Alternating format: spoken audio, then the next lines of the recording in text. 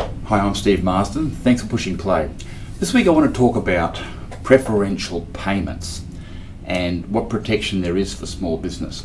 Now, it's not too often we comment on commercial matters. However, this week we've seen some recent actions against some local businesses, which has caused us to raise the issue and to warn others. It makes me wonder, what is the point of some of the laws we have? Last year, a local business provided equipment to a major industrial builder who had won a contract, a significant contract locally. Now, they'd worked with this contractor for over several years and never had a hint of trouble.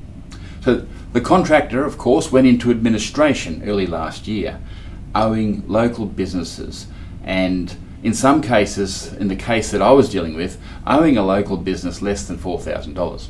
So that's not such a big deal, right? And that's what we'd think. Unfortunately, the administrators have come back and asked for all the funds paid to this local business for the previous 6 months, which they're entitled to do under the law. And these funds, of course, with local businesses and in this time of economic downturn, these funds have already been paid to their employees, to their suppliers, and to maintain their equipment. So it's no longer sitting in the bank.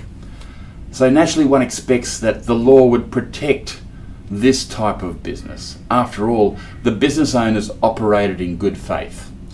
When the contractor was slow to pay, they simply followed up the debt, and the follow-ups were never excessive. There were no demands issued. They didn't have to, because this contractor always paid their debts. There was no long outstanding debts, and there were remittance advices were issued for each payment in the normal course of business. There was no cash received, no payments were dishonoured. Everything was carried out in a business-like manner.